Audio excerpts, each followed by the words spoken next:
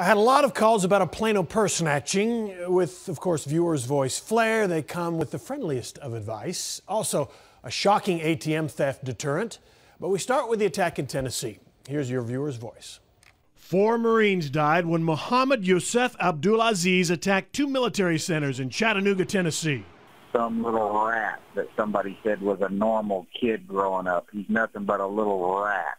All callers frustrated, most with the fact that our military members weren't in a position to defend themselves. Why is it that we do not allow our military to have themselves armed at all times on all the bases to prevent all these things from happening? They can go fight in foreign countries, but when they come back to the United States, they can't be armed. And we can have people shoot them down like dogs, but they haven't got a chance to fight back. Why can't they be armed? The so-called gun-free zones were implemented by the Department of Defense in Directive 5210.56 in 1992 by a Deputy Secretary of Defense under President George H.W. Bush.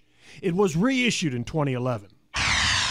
One of the 3 suspected murderers charged with killing a man in a carjacking confessed to being a part of it. Frank Massington Jr. was murdered after pulling into his driveway. Sonia Keelis claims she didn't know what was happening.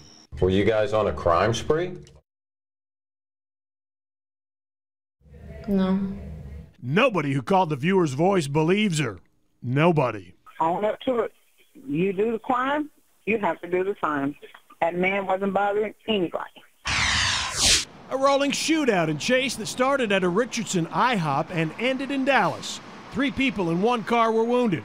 Richardson's police spokesman downplayed it. But it's certainly not something that's random or that the public has to worry about. Please tell me this Sergeant Kevin Perlick from Richardson Police Department is joking. People are chased down the highway and shot in their car, and he said this is not something the public has to worry about or needs to worry about. Tell that boy to wake up.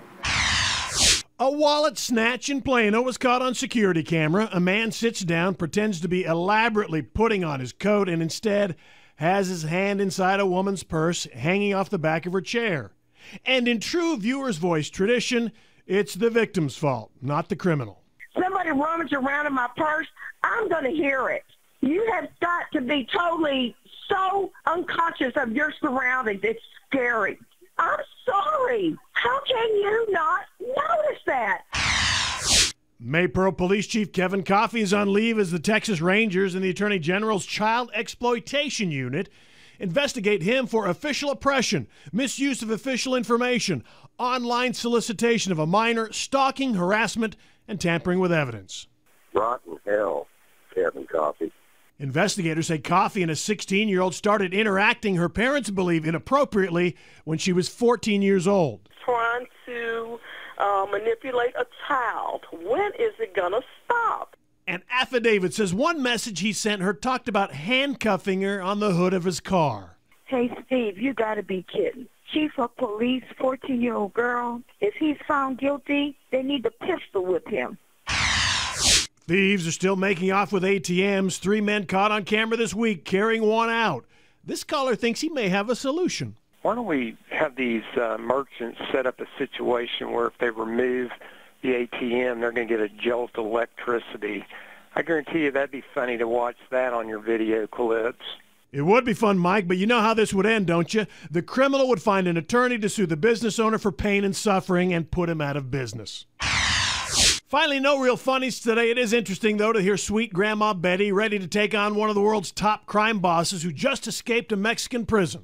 When you catch somebody like the Mexican drug cartel El Chapo, why do you mess around putting him in prison? Just shoot the SOB.